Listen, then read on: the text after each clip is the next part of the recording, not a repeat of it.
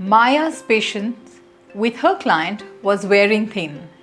She had just received yet another email requesting that another small change be included in the next rollout that was scheduled for that Friday's release. This wasn't included in the initial scope, she thought. Even if we work around the clock or the customer increases the budget, which of course they hadn't offered to do, we'll never be able to get this out on time. I'm sure this situation is not new for you. Maya's dilemma is quite common.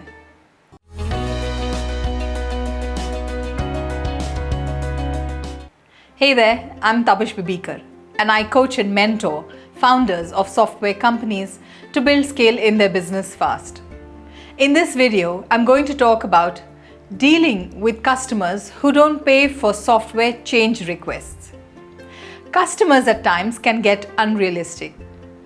The project management triple constraints model, or the iron triangle as it's more popularly called, states we can do it fast, we can do it cheap, we can do it well, but we can't do all three exactly at the same time.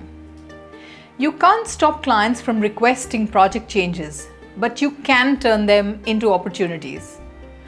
All clients will inevitably change their minds at some point during the project, but you can set expectations and mitigate these changes so you keep your sanity and save your time. Here are 3 tips for you to keep handy while dealing with these situations. Firstly, be persuasive and don't be afraid to negotiate. If you've done all your validations and are absolutely convinced that the change request wasn't included in the initial scope, then don't hesitate to pick up the phone and discuss it with your client. Most people create all possible demons in their mind, scaring themselves to death that if they were ever to bring it up with the customer, it's going to drive them away. For God's sake, don't scare yourself so much. The worst thing that could happen is that the client might say no and will convince you otherwise. Nothing more. Remember that most customers have no intentions of trying to be difficult deliberately. They just don't understand the impact of their request will have in terms of budget or time. You might know that their demand is unrealistic, but they don't. It's your job to educate them. 2. Set the rules of the game right. The first time. Most customer relations could go sour from either end, primarily because there were no clear set of rules defined upfront. Each time you sign up a new client, make sure they are clear on your business rules, estimates, and processes to follow. Put it down on paper. If you clearly have a document stating the requirements and secure a sign-off on it prior to proceeding to the next steps of design or development, then changes without a budget impact are less likely to be forced down on you. Ensure you have a clearly documented CR management process and have walked it through with your client in the initial engagement days itself. Most business owners forget to set rules upfront in the enthusiasm of wanting to get started on a new project and then face challenges later. Again, it's not your client's fault. You need to fix this at your end. Make efforts to find a win-win situation. Keep an open mind and understand the customer's problem. When I said earlier, be bold and negotiate with the customer, I don't mean that each time the customer requests a change, we pull out the machine gun and start shooting at them. But I'm suggesting that you engage in value-adding dialogue. Your client hired you because you're an expert in your field. So don't just take orders, share your expertise and knowledge. A common reason that clients ask you to change a bunch of stuff is because they're just clueless. They don't know the best practices or what is the most realistic to maintain. You need to guide them. Take responsibility for being the expert, not them, and educate your clients about why the suggested change is not the best idea.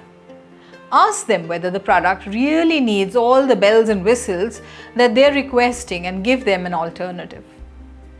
Could you perhaps produce a less complex change for the customer earlier or for a lower cost? Ask them.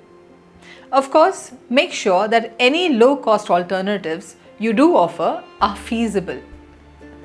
Agree for a one-time change. Your customer may be important enough to your business for you to consider making an exception to the rule, even if it means asking staff to work a few extra hours or calling in favors from your own suppliers. However, if you do decide to go this way, proceed with caution. There's a danger that by agreeing to do their demands, you'll open up the floodgates for similar requests in the future. If other clients get to hear about the special treatment you're giving to your customer, they might expect the same from you too. Be absolutely clear that this is a one-off. In most cases, the customer will appreciate your effort, particularly if you make it clear how exceptional the deal is. It might even help to strengthen your relationship. Refuse politely. If what your customer continues to ask for those extra freebies, be honest with them. Committing to a request that you can't possibly fulfill will only make matters worse and could damage your relationship in the long run. Remember, you don't need to be aggressive when you refuse their request, just assertive. Thank the customer for their initial commitment to you and stress that if you could achieve what they're asking for, then you would. Taking a step back from your customer's unrealistic request in this way doesn't need to mean the end of your deal. In fact, it could be just the beginning of another phase of the project. Do get started on creating proper CR management process for all your projects immediately, so you could build the profitability in your business that you truly deserve. Change your thinking, change your results. If you've liked this video, please do not forget to like and share it. Do also subscribe to our YouTube channel to see more such videos sharing tips on scaling up. Thank you for watching.